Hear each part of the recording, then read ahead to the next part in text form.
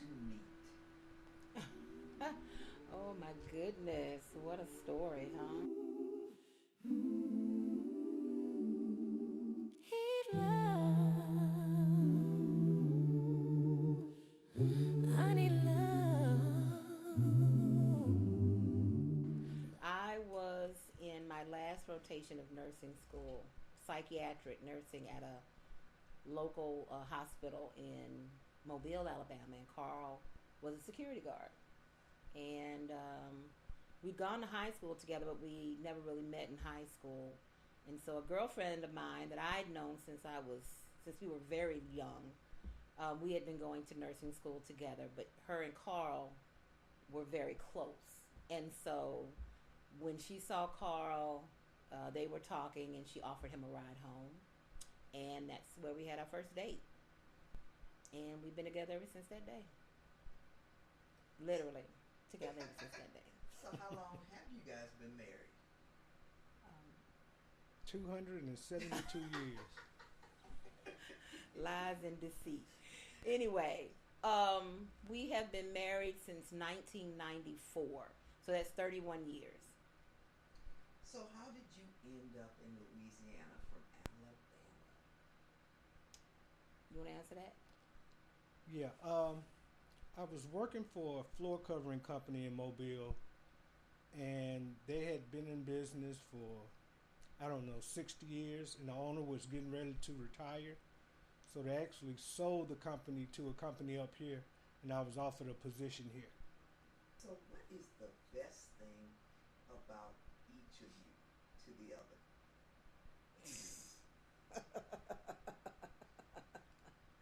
I don't think you're supposed to do that.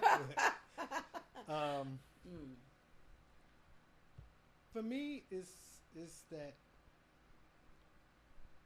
because I never thought that I would be in the position that I am now, being married with children and grandkids. I think for me is the sheer joy of finding somebody that makes my life easier. Uh, Linda does a lot of things for me that I guess I would only expect from. This is gonna sound crazy, but from my mother, I guess. Uh, she takes really good care of our house.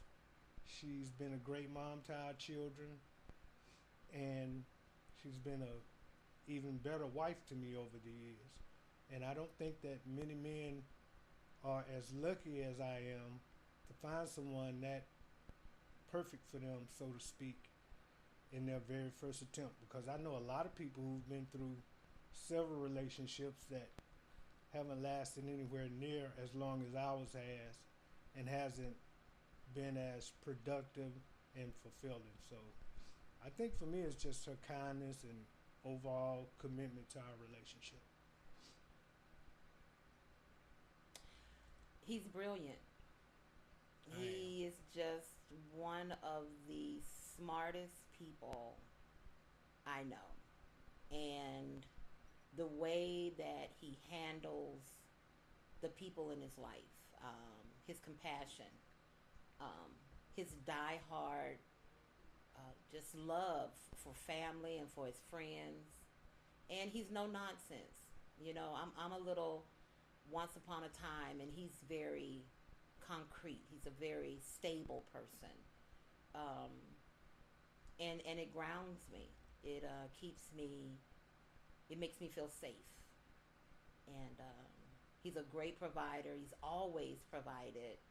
And the way that he raised our sons, the time that he took with them, and not only them, but other children and nieces and nephews. He just really cares about people, and he does that. It's an action word for him. Caring for people is an action word for him. And so, yeah, he's a nice guy when he wants to be. Bit of an asshole when he wants to be. But yeah, and he's brilliant. He's just absolutely one of the smartest people I know. So Carl, I understand you are an Army veteran. Can you share how that experience frames your worldview? Wow. I I tell people all the time that the military is what you make it. It's not necessarily what you hear from people in the streets, what you see on movies, and that sort of thing. So for me, it was the reinforcement of discipline, and it also taught me how to be on my own for real as a man. I went to the military directly out of high school, so I guess I kind of got thrown into that fire, and because it gave me the opportunity to live in other places, it made me realize what living in the States actually meant.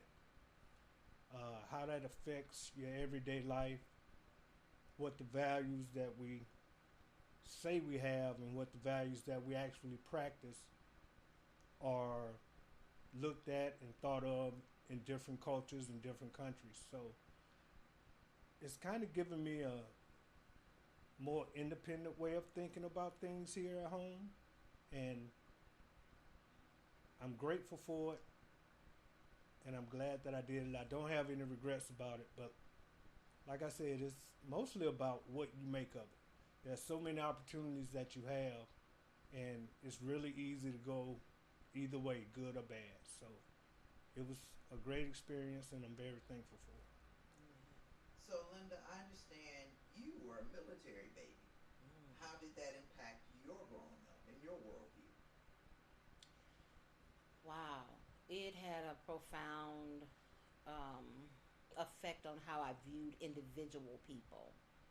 I really learned how to separate people from their people group and just see them as a person. Because I was, as a child, as a child, you're just not even aware truly of race and all of this. I had a beautiful friend when I was in kindergarten. I remember her so vividly. Her name was Nancy, and she was Irish. And I just remember her accent and her red hair. But she was my friend. And so another thing was getting an education in the military, living on base and going to those military type schools.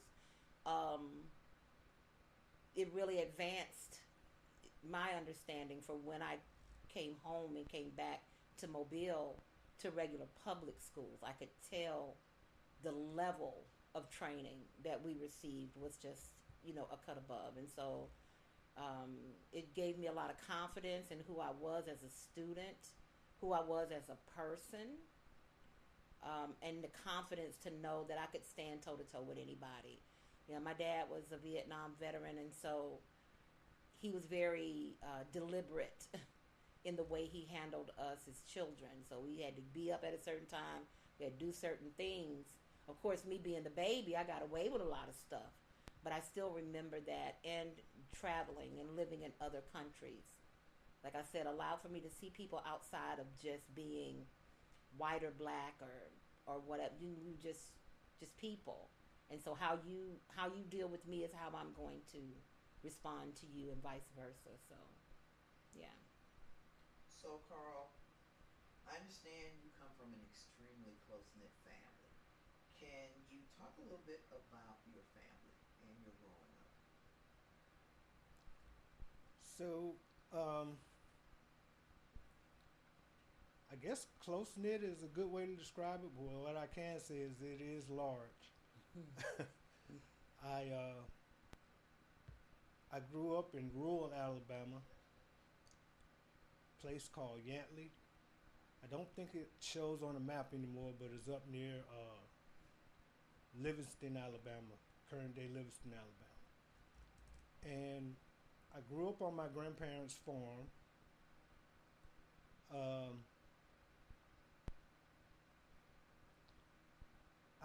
I can say that there are a lot of things that modern day children don't understand that I went through that they couldn't fathom. I mean, there wasn't a lot of technology there. I remember that the TV stations only had maybe one or two channels. I think it was PBS and maybe just the public networks. But That's why I fell in love with football. So I'm not sure when it really started hitting me on how close our family was, but what I think contributed the most to it was that every summer, all of my cousins and relatives from out of state and out of town, from my aunts and uncles who had moved away, we would all come back to that farm and we'd spend those summers together. So we grew up each summer being around each other, sleeping with each other, eating with each other, outside playing, and it's lasted throughout my lifetime because still today, the same cousins that I grew up with down there are the same ones that I go and see and spend a lot of time with today, and it's always been pleasant. Like any family, we've had our ups and downs, and there's some you like more than others, and that kind of thing. But I think really saying that we're a close-knit family really is the truth of the matter. And I think it all goes back to just all of us growing up together as children. So, Linda, I understand you have several of your siblings here in Baton Rouge. Can you talk a little bit about your family background? I'm listening to Karl talk about the summers with his cousins, and my mother was the oldest of 12 children, and my grandmother died very early. She was 37 years old when she died. She had 12 children at that time. And in total, there were 13. I had an aunt that died at a very young age. She was murdered. But our family, we always supported each other. We spent time together. And so me and my brothers and sisters, there are 4 of us. And our age corresponds with my grandmother's last 4 children, because she was so young when she started having children, my mom being the oldest, that by the time my mom started having children, they were having children at the same time. So the last 4 children of my grandmother and my mom's 4 children, we correspond in age. My oldest brother, he's named for my father, Leon Lamont, and then I have my next brother is Christopher, and they're here with me in Baton Rouge right now. Christopher was hit by a car when he was 21 years old. That was in 1986, and he's been wheelchair bound since that time. He's a head injury patient, but he still has his wits about him. He's still what they call orientated to time and date, so he can tell you who the president is and these types of things, but he is still a disabled person, and he lives in a skilled facility here in Baton Rouge. My brother Leon moved to California actually the same year that my brother had his accident, and he lived there until he moved here with us just a couple of years ago from Los Angeles, and he has a beautiful family. His wife passed away actually the same year that our son passed away, and I was able to go and be with him during that time, and the Lord told him that he was going to come to Baton Rouge, and so we drove, and we flew there, but we drove him back here, and he's changed his name since from Leon to Lamar, and so my son Lamar is actually named for my brother, and then I have a sister Tracy that lives in Alabama. She still lives in Mobile. Yeah. So you talked about having 3 boys.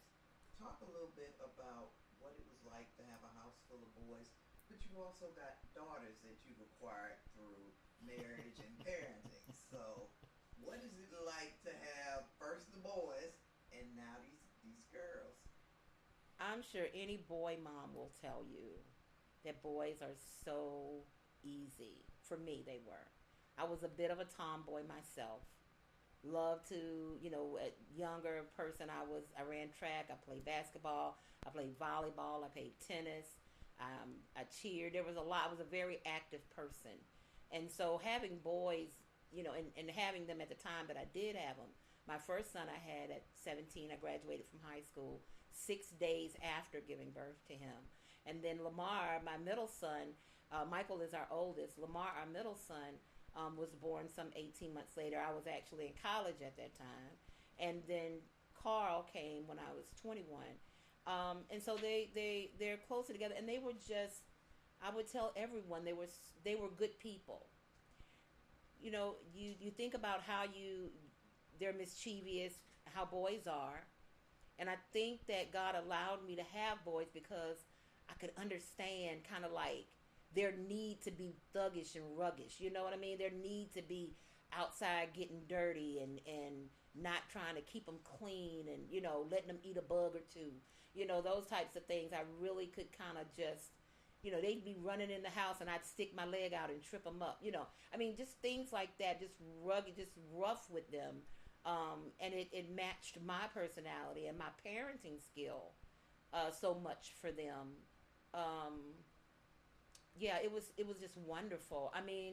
And to know that they grew up under this man that I'm sitting next to, he just really gave them so many good life pearls of life, and he was a good man to them. Never tried to be their friend, but always tried to talk to them in a way that a sage person would in their life. And that manifested itself in me not having 500 baby mamas and all of these dramas. And I thank God for that, and I don't judge anyone that's gone through that. But I'm so grateful for that, that these three men have had, children with women who I love and have a great relationship with. We support each other, and we're a strong family. We're a unit. We know that we are a team. And so I'm just really grateful to God for that. So you guys are also an entrepreneurial family. Can you talk about the family business a little bit? So Linda, as many of you know, here in Baton Rouge, runs a hair salon. She's been doing that since, 2002? 2007, actually. I don't mean here, I mean totally. Oh, in Arkansas, 2006. Yeah, I was only there for a year. Yeah, so she's been running her salon since 2006. It started in Little Rock. Then we moved back here in 2007. And she picked up here and been going strong ever since. Lamar and Michael have always been into the music scene. So they've either been trying to be musicians themselves. They both were rappers for the longest. Funny story. When Michael was, 5? But you mean at preschool? That wasn't. No, I'm talking about when you ran down Major Green. Oh no, he was maybe 10? Was it? Yeah, because right after that, the guy wanted us to sign him to the contract. Yeah. So, Michael, we were living in Linwood then. Michael, when he was, I guess Linda says about 10. That sounds right now that I think about it again. 10 or 11. Something like that. There was a local producer that would ride around neighborhoods with his little car sticker on his car, and the kids knew him, and of course we had never heard of him. But one day he rode down the street that we were living on, and Michael saw him. Michael ran the man's car down, stopped him, and just did a ad-lib rap for him right off the street. All I know is that at some point during that day, this guy shows up with my son. And a contract. with a contract, trying to get Linda and I to sign a contract for Michael to be one of his artists at 10 years old. And he wanted to take him, I think, somewhere in Texas to record and all this other stuff, which, of course, we were like, you have got to be out of your mind. He's 10 years old. If you can't get him right there on that curb, you're not going to have him. So Michael has always been very energetic and that type of guy. And of course, because him and Lamar are stepstones, Lamar was always right there with him. And I also had a nephew in Mobile who was into the rap scene at the same time, and so they all kind of gel together, and they would go and ruin our cassette tapes by making these homemade raps. There was some kind of way that you could plug the cassette up with toilet paper or something they were rigging it with, and you could just record over all good music and stuff. Record over my Anita Baker and my Whitney Houston and all of those nice tapes, and we put them in thinking we're going to hear You Give Good Love, and we find we find these little boys just rapping their hearts out. But yeah, that's always been something of our family, being able to want to leave a legacy for one, but also understanding the benefit of being our own bosses. And so, like Karl said, I started doing hair since I was 9 years old. I started braiding. And when we got in Little Rock was when I got my cosmetology license, well, my barber stylist license. But when I came to Baton Rouge, I was very scared I was fearful. And I'd never really worked in a salon before. But God had already shown me a vision, and he told me I would be in the salon by myself. And I remember in 2007 when I started at Salon Studios, the manager there said, I know you don't know anybody here in town, because we had no family. We had no friends in Baton Rouge whatsoever. And so starting a personal care business, people that don't know you is already, arduous at best, right? But the Lord was just so gracious. This man tells me, he said, I know you don't know anybody, so it may be hard for you to get this business off the ground. So what I'm going to do is I'm not going to charge you full price. For 3 months, I'm just going to let you pay half price, and then we'll reassess after that. And I remember that Lamar and Michael, they were painting my suite. And a lady came up, and she said, I never knew this place was up here, but something told me to look up. And she said, can you do my hair? I said, well, if you don't mind the smell of paint, I can do it. And I had gotten away from braiding, but I told her that I needed to braid her hair because her hair was damaged. And when I tell you that lady sent me 3 people, and one of those people were what we will call a rainmaker. And if she sent me one person, she sent me 20. And within, I think, 4 weeks, I went back and I told that manager that I could pay full price. God was just so gracious. He was very intentional. There have been a lot of things that have happened in the salon, and it's what has undergirded us even during, our most horrific time in our lives. So I give God the glory for that experience. Yeah. And the kids, they stuck with their entertainment aspirations, and even to this day, Michael still does music videos and little mini documentaries that you guys can catch on. I guess he puts them on YouTube now. Yeah. And that sort of thing. So that spirit never left him either. And it served our family well. So no complaints. And now I have 3 granddaughters that want to follow in my footsteps. So that's exciting. So let's talk about how life changed in 2015. Let's talk about May 26th.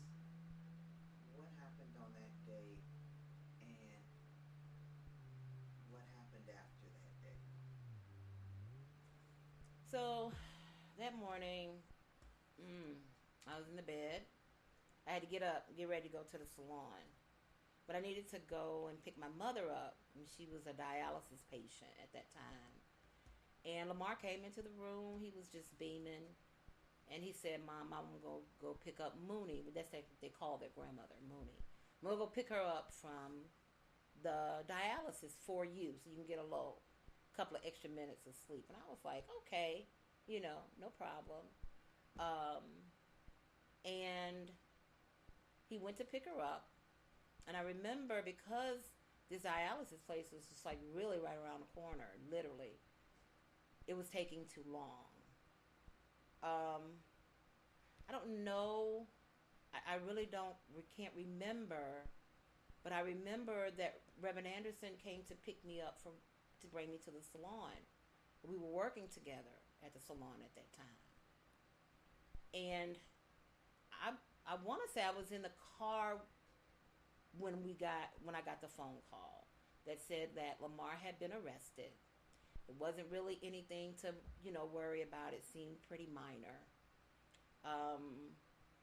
The officer on the call told me that he had been very cooperative. That there was really nothing for me to worry about, and that they were not going to impound his car. That he was giving me instructions to tell my then Lamar's fiance at the time, who was at the house, how to go and pick the car up from the CVS on the corner of Groom, where the car was when he got pulled over. And so at that time, I was just trying to get information. You go to work, you're thinking about it, but those reassurances are there. I'm hearing the policeman tell me it's nothing to worry about. It's just something minor. Don't worry about it. Of course, I'm a mother, so I called my husband, and he's like, okay, if he's not worried about it, it's gonna be okay. Lamar called me later that day and said it was about traffic, that he probably might have to just do a couple of days and go before the judge and pay the fine, and for me not to worry. And I was already thinking about getting a lawyer at that time. But, it was like, you don't have to do that. It's not that serious. What do you think? And he also felt like, for a lack of a better way to describe it, one of the routine things that young black men get pulled over and detained for all the time. And so he didn't even want us to trying to go through a bail bondsman to get him out and that kind of thing. He figured that once he saw a judge that, they would release him, or worst case scenario, like Linda was saying earlier, he'd be fined, and then, we just go through the process of paying those fines. And that would be that. So initially, we didn't have any real concern. And especially because we had an opportunity to speak with him. And he seemed like he was doing okay. He didn't sound like he was having any difficulties at the moment. And, we were confident that he could handle himself, even though it was in a less than perfect environment. So we were fairly good up to that point. Yeah, I never knew it was that bad there. And we had never seen the jail at that point. I had really had any type of real interaction with anyone who had spent any significant time there to make me feel like it was a death trap type situation, And so when we realized that they were not going to give him a bond because of this outstanding warrant, that he would have to be transferred to Jefferson Parish, then, it was just a day-to-day calling, trying to really find information. And when was he being transferred? Because we thought that could have happened within 24 hours, and it just never did. And we just kept calling. Why isn't he being transferred, And that's when I really kind of wanted to get the lawyer involved. But again, it was like, we've got to wait for him to be arraigned. He can't be arraigned until he's transferred. So what is the deal with him being transferred? And I remember that Thursday I got a call, and I missed it. And it was a call from the jail. And that haunts me now because I don't know who that would have been on that line. I don't know if it could have been him. I don't know if it was another cell person, a person in with him. But that's one thing that haunts me during that time. And so I just really, during this time, from the time that he's arrested and we realize that he's got to be transferred to Jefferson Parish until that Monday, and then that Tuesday that we find out that he's in the hospital, it's just a series of phone calls. By Friday, it's like, okay, it's the weekend. Nobody's going to be able to do anything anyway. And I mean, I was, pulling out, calling people that I knew could give me information. And they were like, yeah, this is how the system works. I'm not sure why they haven't transferred him yet, but they'll transfer him. It's going to be okay. It's going to be all right. So that Monday, it was Memorial Day.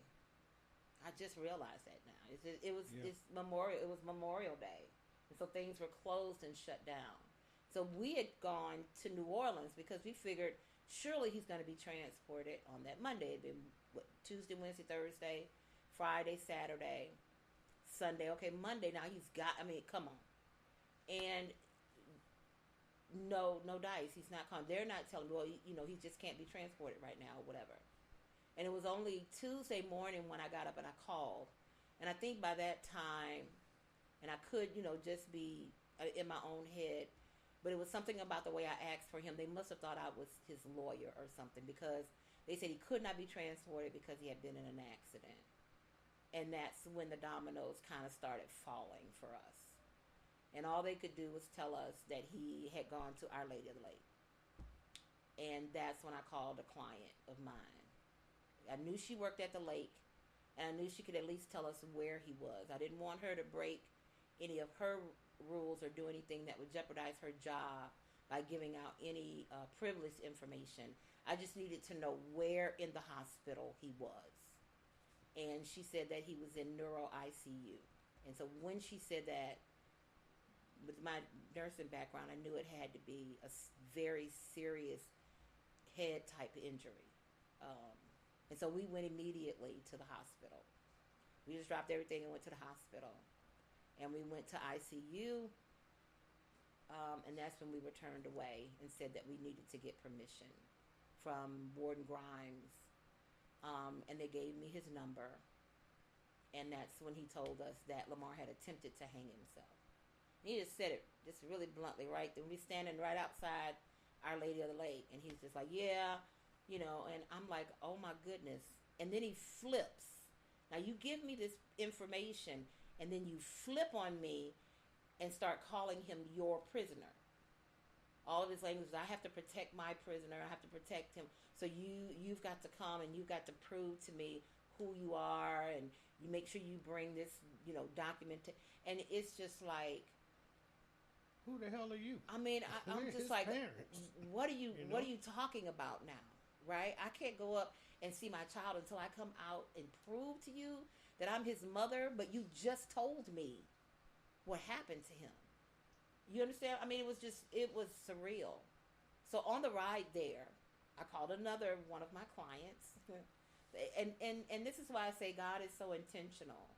Because I had that business, I had access to these beautiful ladies who I'd known and had taken care of for years. So when I called them, they're willing to help me. And so I called one of my clients, and her father had worked with the Attorney General, Cashew. They had a legal firm together. And I just told her, I said, I don't know what's going on, but I need somebody to call. And that's kind of how the ball kind of got rolling. And me and Karl are scrambling at home. We're looking for shot records. We're looking for birth records, anything that we can find. By this time, Lamar is 27, so I've given him all of his bona fides. I've given him his birth certificate and his Social Security card and all of that. Now he's a man. He has that. Even though I know some mothers will say that we keep all of that stuff always, but I'd given him his. So we found his shot record. We found his little birth announcement with his feet on it. I took my marriage certificate so it could prove that me and Karl were married in case there was some situation with him going in with me. But when we got there, when we got down to the jail, that's when they tell me that I have to go in by myself, that Karl cannot come in with me. And I'm like, what do you mean? And so, yeah, I had to go in and I had to face Warden Grimes by myself. And he made me sit out in the hallway for what seemed like an eternity. I really can't tell you how long it was. And then he brought me in and he just really began to interrogate me, like, did Lamar have any mental issues, or has he ever tried to commit suicide, or da da da? And I'm like, no. This is one of the most stable people you will ever meet in your life. If you'd have left him in your jail long enough, he probably would have had everybody in there. You know what I'm saying? Just really, I mean, that's just the kind of person More he positive was. about their life. Yeah. That's the kind And of person he also, was. to add to that little tidbit, the suicide thing really struck a very unbelievable chord for us, because Yeah. one of the many things that I've always tried to do with my sons is talk to them honestly about being young black men, letting them know the different things that they would face, how they would be treated in different situations, and I wanted them to be prepared for when this stuff happened, because it wasn't like it wasn't gonna happen. It was always when it happens, and so I always wanted them to be prepared so they would at least not be caught off guard, wouldn't panic, and do something silly to put themselves in more harm than maybe they would already be in, not knowing. And also, in those conversations, we spoke about suicide, that very subject. Mm-hmm. And not just once. Yeah, I mean, We have that these was conversations on family phone. type conversations Yeah. all the time. Drugs, sex, suicide, like you said, going Everything, to jail, yeah. all of it. We talk. always talked to them about those things to make sure that they had a handle on what was going on with them, and to get because- feedback from them about what you Yeah. thinking about this Yeah. kind of stuff, And so we already knew that probably wasn't the thing that happened, and that this was probably some, for lack of a better term, elaborate cover up or whatever foolishness they do over there when they kill people. And so at that point, I was really doubting his integrity. And then when we got to the jail, his demeanor and lack of willingness to meet with me, frankly, made me feel like he was a big coward, that he was scared to face a man face to face, especially a man that he had probably did irreparable damage to by harming my child. And so I really wasn't feeling him then, and I still don't care too much for him right now. And I lost any respect that I may have given him had he just come out and met me as a man and tried to explain his situation on what he thought went on and that kind of thing. Because, I mean, it's always that people in power and positions, even in schools and the different things that young men do, if those people in authority don't see a father, then those young men are treated very differently than when a man shows up in their defense, or just to show a presence that there is a man in the home. And so I felt like when he found out that he didn't come from a broken home and he wasn't, thrown away, so to speak, that it made him nervous. I don't think he was ready to cope with another man, because he would know that I wasn't going to be afraid to speak to him as a man. And I think he thought he could intimidate Linda, where it would probably be that much more difficult to intimidate me, being that I was going to be looking at him not as a sheriff or a warden or whatever he called himself at the time, but just as another man who needed to give me some information about my child, who if you're looking me in the eye, that I'm holding you responsible for harming. So his whole situation was just way out there. And I mean, I still to this day have a hard time dealing with what I think about him and the way that he handled that situation, because it was so wrong. And then, what just poured more salt in my wound was that later someone told me that he called himself a man of God. That broke my heart. I won't tell you how many times I wanted to go sit up in his congregation and tell his congregation who he really was. Because obviously, if you were following him at that time, either you had a very, very jaded idea of who he was, or he was standing in that pulpit just flat out lying to people. And they were buying it hook, line, and sinker.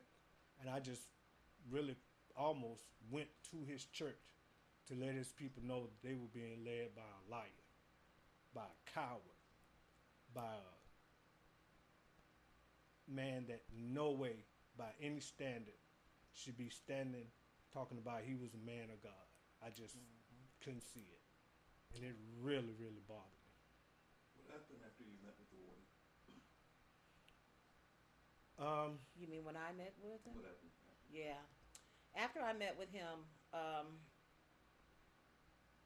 went to the hospital, and I was able to go up and see Lamar, and he was on life support at that time, so he was on a respirator that was breathing for him.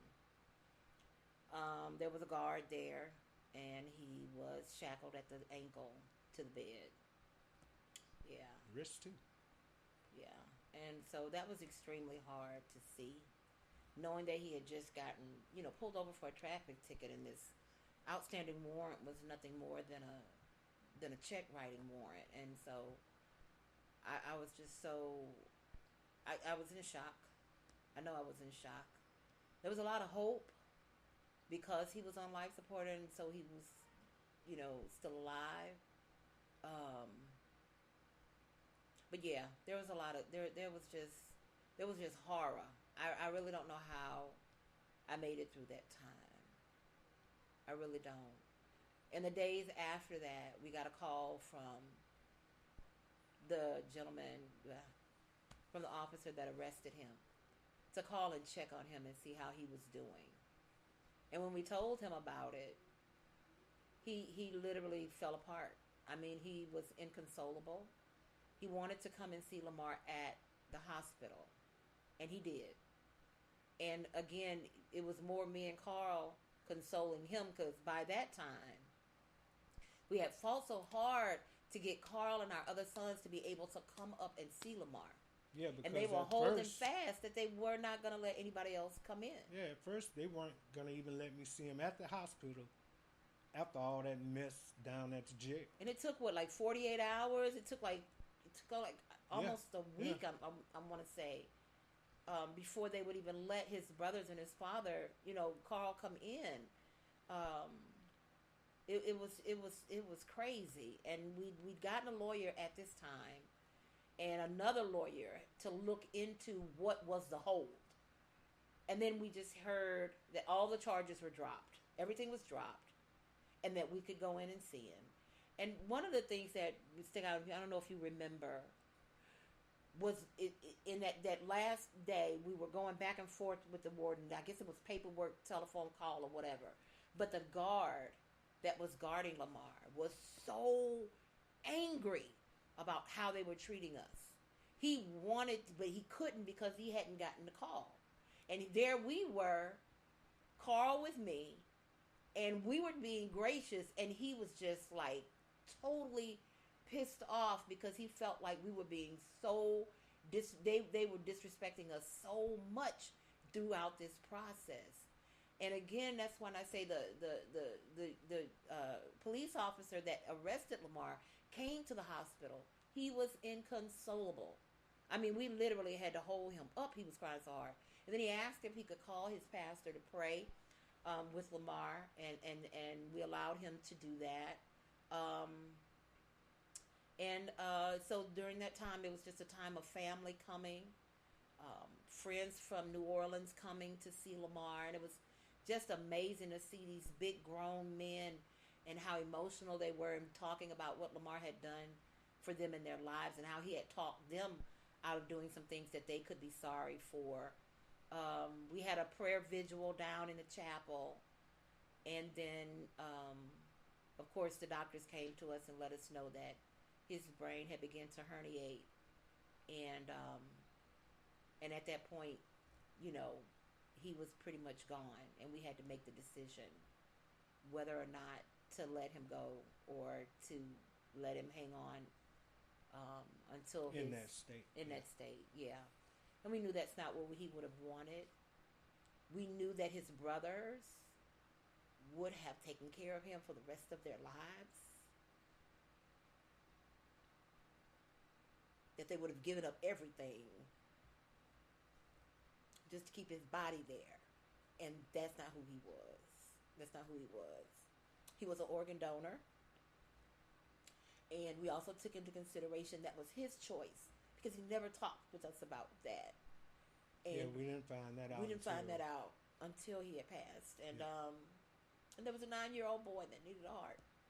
We at first wanted to give it to my sister-in-law, and she passed in the October after that. But so, yeah, we decided, as hard as it was, that we had to let go. And that's when I called Quentin. Well, actually, Reverend Anderson, who had been standing by me, her and my best friend Sonia, who had really been standing by me during this time. You know, and they so sweet. People ask you, what do you want? What do you want? And I just wanted somebody to do it all. I didn't want to make any decisions. This man was so strong. You know, he was just kind of, if you can envision everything crumbling around you, and the person that's got like the shield over you so nothing's hitting you, so the debris is falling all around, but that person is covering you, and they're taking the hits, but they're covering you. And that's what he was for me. That's what he was for me.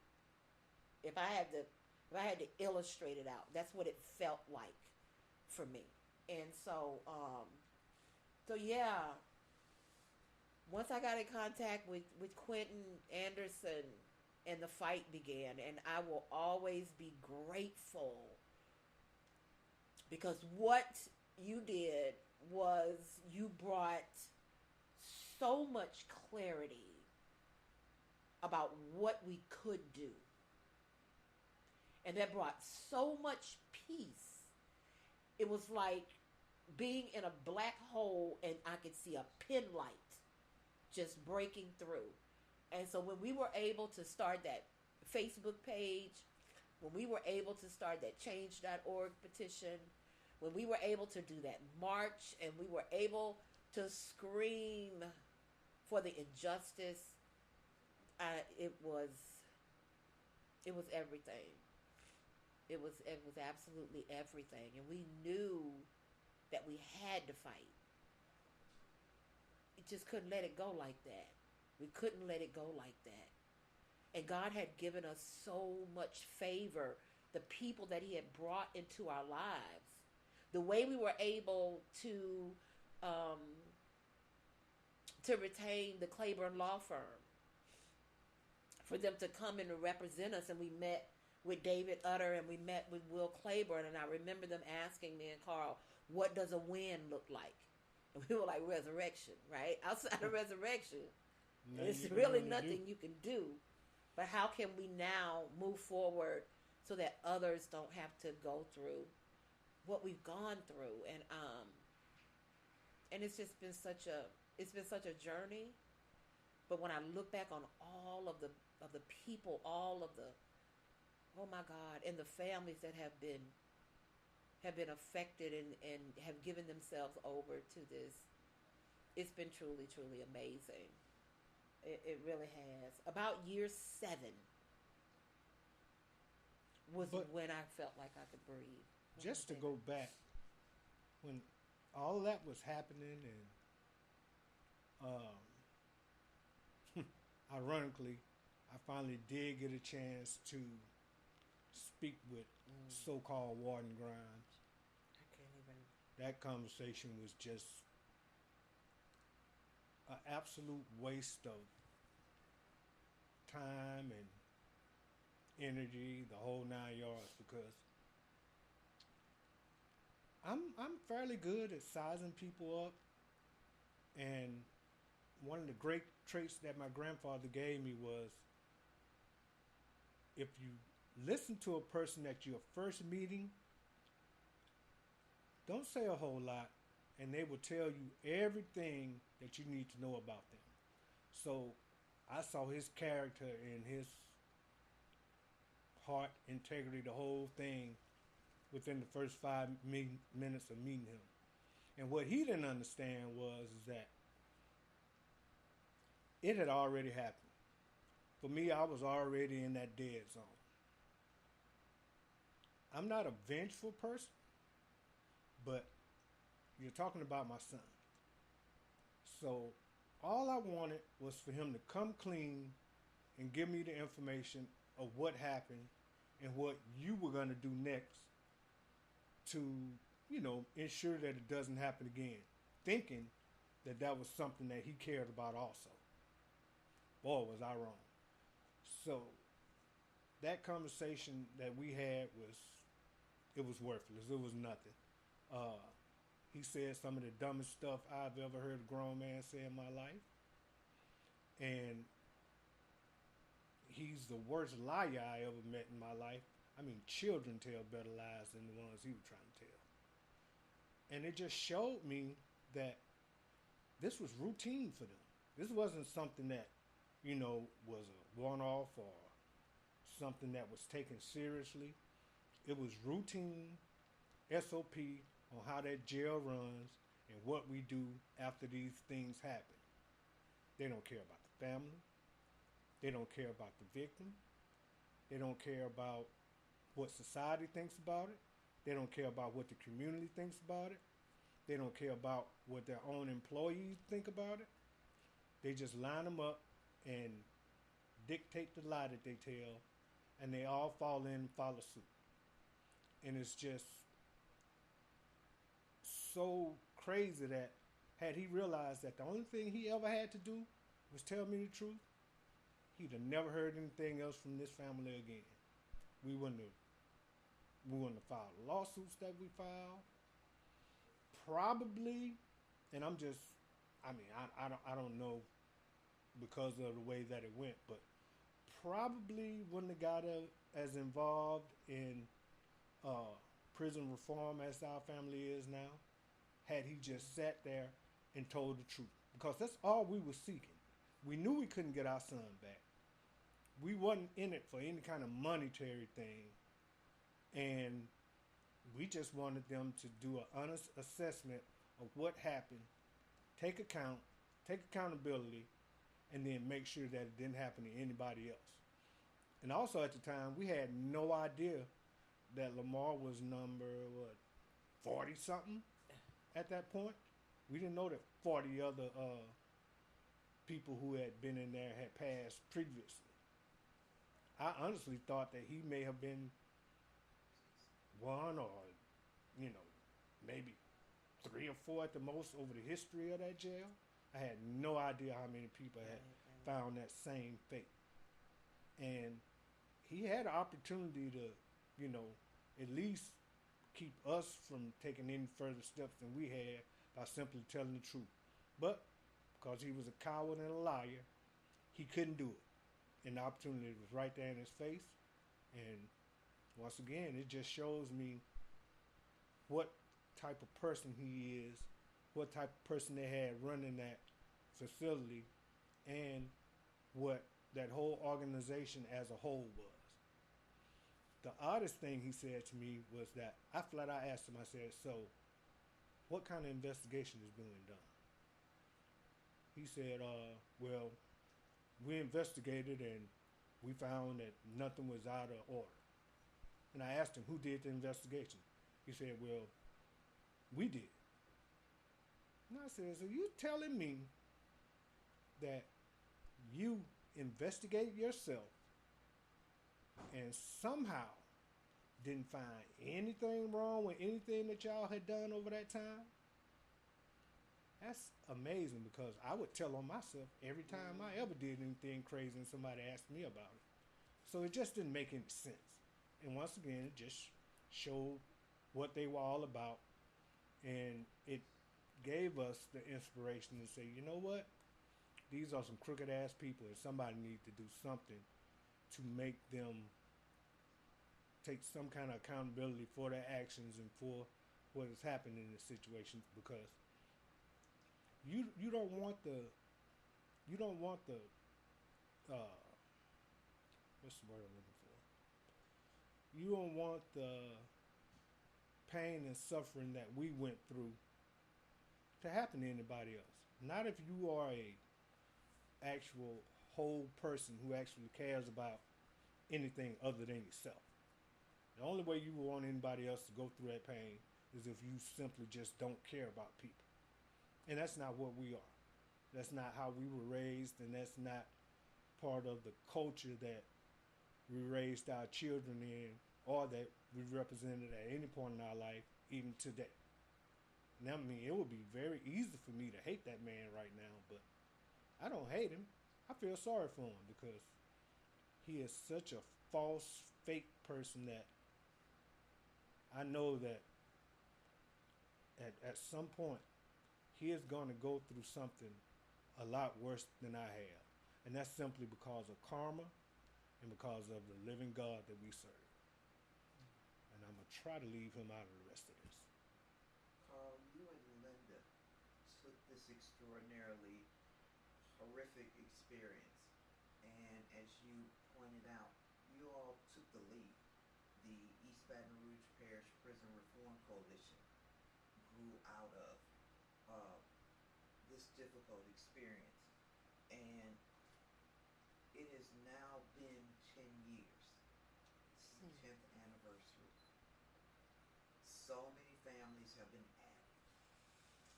Can you all talk about how the work that the two of you have done out of your pain and out of your grief, has it changed anything? Has the environment gotten better? Wow. I just got to say, for me personally, I don't think it has. I mean, there's still people dying in that jail all the way up to now. If I'm not mistaken, there's even been a death or two this week or within the last 2 weeks, and also in other jails. Now, what I will say is that there has been, in my opinion, a little bit more light shed on the problem, and that more people have started paying attention and have started reaching out to try and make things better. But I'll say this, until the people that run it and the politicians that support it and the courts that condone it, until they change or the personnel in those places change, nothing's ever going to be different. Because for them, it's not broke. For them, it's just the way things happen. And if you can lie about it and get away with it, then why change? There's no consequence to you. It's not your family member that dies. So nothing in your life changes. Nothing at all. So in that respect, I have to say no. But just by looking at what's happening in the community and in this space, I would say a lot has changed because it's become a lot more active and people are a lot more aware. Because like I said in the beginning, I had no idea that those many people had passed in that place. I had no idea how horrific it was.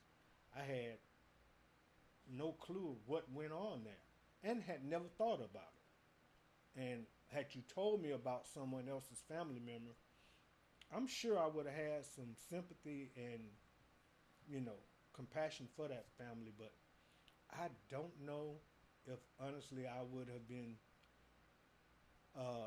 motivated to act. It's a whole lot different when it hits you versus just knowing about something.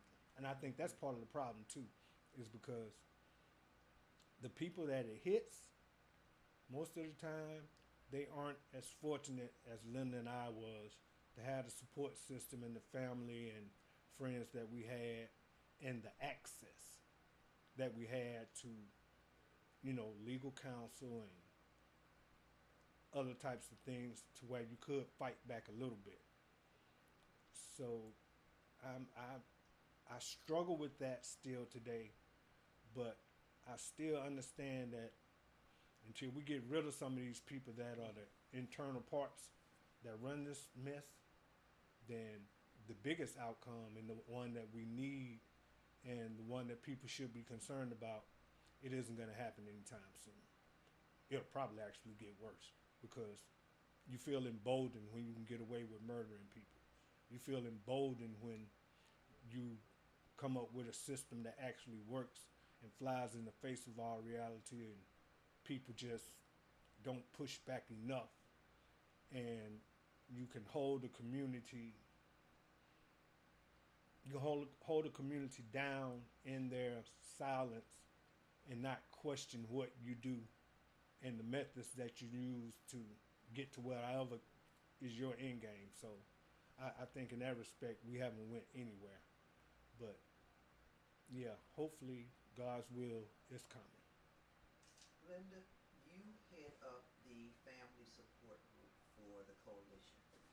You have held so many families in love and prayer. Can you also talk about how, in the midst of this 10-year milestone, how you are addressing having so many families that depend on you and keeping your own healing in place? Well, this is what I do know, that the healing process, and it has to be initiated. It's like when someone is, and it is, someone is traumatized, is injured, and you take that person into the hospital. You begin the healing process at that time. Now they may need therapy, physical therapy, they broke a limb or this, that, and so that's ongoing. But there has to be a point where you allow that space for them to express their horror, to express their pain, and to be able to rest so that their body can heal from the trauma. One of the things that I bring to the families is an acknowledgement of what you're going through. First, I want you to know that I understand if you don't want to talk to anybody, if you don't want to answer any questions, if you don't want to be bothered. I understand what that looks like. But I also want you to know that you're not alone. Because that's so very important, especially in these types of situations, because there is a tendency, like Karl was talking about, holding the community down in their silence. That comes from shame and it comes from guilt because of the way that we have allowed for our family members to be stigmatized by having even an experience with law enforcement, let alone being detained in one of their facilities, without the benefit of knowing any type of information about what transpired. Just the fact that you're there, we automatically put you in a category where you're less than worthy of any type of compassion. And so that's one of the things that I've learned through this ordeal, is that you have to know that you are not alone. You have to know that it's not your fault. It's not you haven't done anything wrong.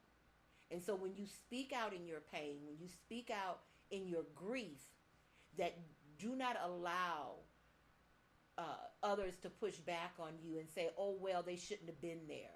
Oh, well, if they couldn't do the time, don't do the crime. And all of this foolishness that comes about when we turn ourselves away from such a traumatic injury. The other thing that I want them to know is that you will survive. That there is a new normal. It's never going to be the way that it was before. But that you will survive. And part of that healing does come from allowing yourself to realize what can you do. Your story is so powerful. And there was a time that not a lot of people knew this, but God had graced me to be able to do these interviews and to talk to so many people. But they didn't realize what the night before looked like. Karl did, because I couldn't sleep, because I was throwing up. I had GI upset. There was so many times where I just did not want to show up. And sometimes when I didn't, because the pain was so heavy, I just couldn't tell the story again. And so we need to know that that is okay. It's okay for you not to want to speak about it. It's okay for you to want to be in your room and just be with your family for a while. But what we have to do as a community is come and get you. We've got to usher you into a place where you feel empowered. We have to usher you into a place where you feel comfortable speaking up for your family and for this situation. One of the analogies that Reverend Anderson always talks about is the battle in the Bible. When, was it Moses? The prophet, Moses was holding his arms up and he was getting tired. And they came and they began to hold his arms up for him. And that's what we've got to do. We've got to be the people that come in, and when you can't hold your arms up, we've got to hold them up for you.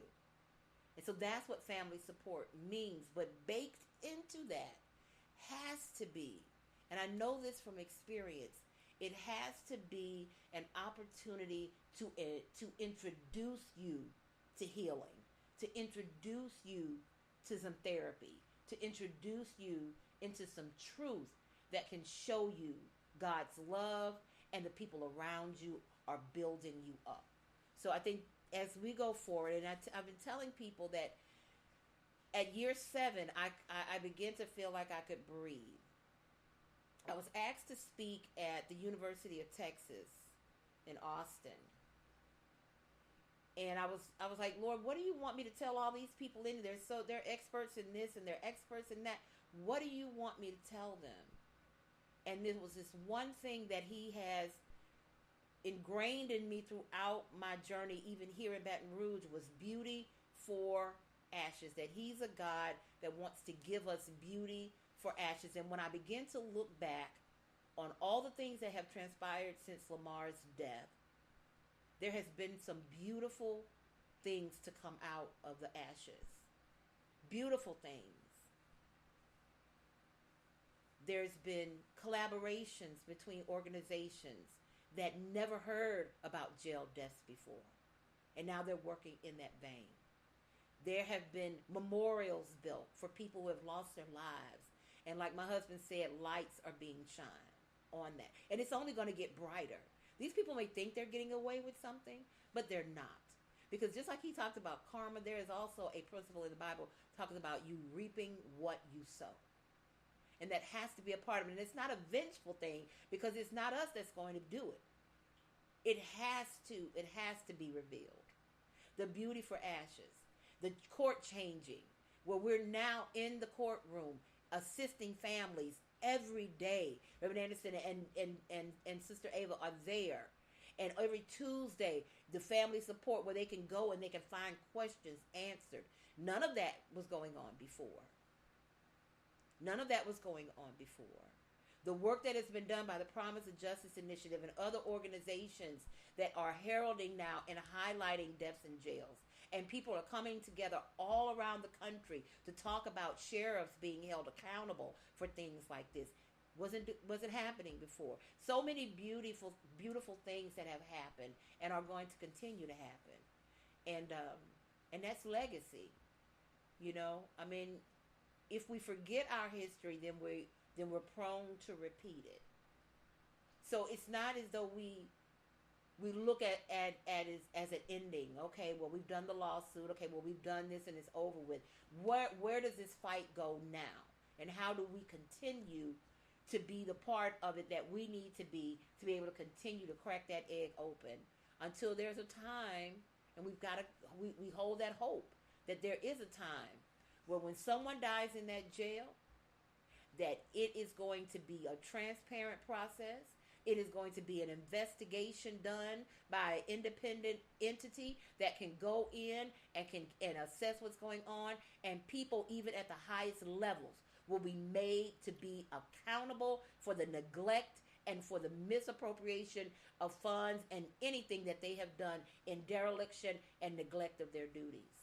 We've got to hold on to that. You all have been so gracious with your time and your heart. I want to end with one last question. Nobody can walk in your shoes and know what it's been like, but yours is a magnificent love story. And so I want to end with this question. What have you been able to give to each other to make it through these hard times?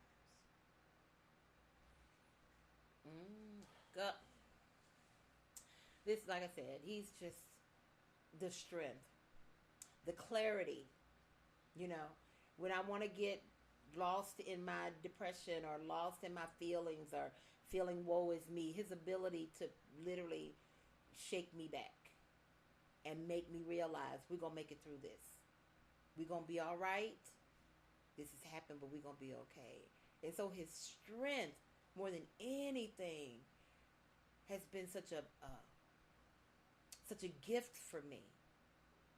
You know, I mean, when you're with someone and you can feel safe that no matter what you are going through, that person has got your back. And not only they got your back, but your front, side, and above and below. No, I never feel unprotected with this man. And I know that he's not going to allow me, and I mean that very literally, he's not going to allow me to do more than I should. He's not going to allow me to overburden myself. He's not going to allow people to put too many demands on me. He's not going to allow me to just wring myself out like a rag. He's going to step in because he knows when I'm at my limit. And that's a protection for me. So that comes from love, because you don't do that unless you love someone and want to see them continue to be whole. So, he's all right. I think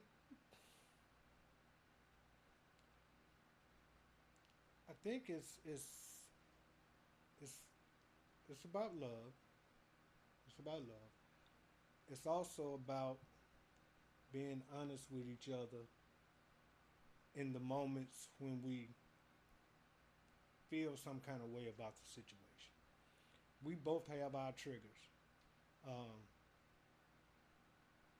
I'm a little bit more reserved with mine on showing it outwardly, but I have some pretty horrible moments sometimes too. And whenever I tell her about them, then her honesty usually gets me through. Because you have to be able to tell each other the truth about what you're going through.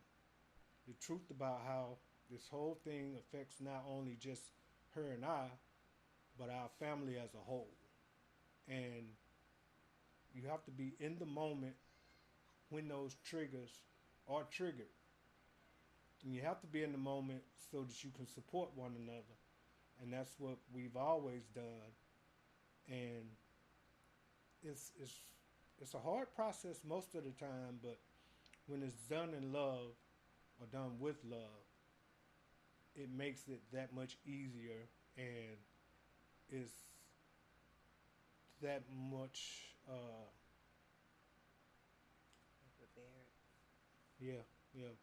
that much more bearable to be in the situation that you're feeling within yourself and your feelings, and sometimes just feeling like you're completely out of your head or out of your mind or out of your body. So supporting one another has always been our big thing, because I tell her all the time, we don't owe anybody nothing. We do this because we care. We do these things because we don't want anybody else to have to. We don't want it to be a situation where anybody else ever would want to have to. But we don't owe nobody nothing.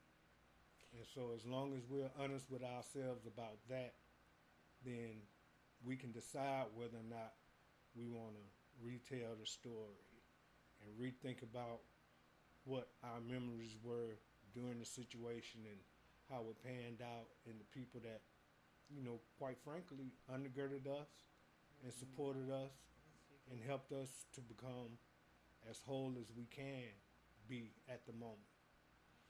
And I'll say to anybody that's out there that's in the midst of this, you probably ain't gonna ever be whole again, but you're gonna be all right. You're gonna be all right. God's gonna give you that space, and it's gonna come with time, but you are going to be okay. It took me a minute to get there, and I can honestly say that I'm okay. Not 100% whole, but I am okay. And I hope Linda feels the same way, because it's a breaking point in the misery and pain to where you can actually take a breath again and start to try and get back to as much normalcy as can be expected. Once again, you're never going to get all the way there, or at least in my experience, I haven't. But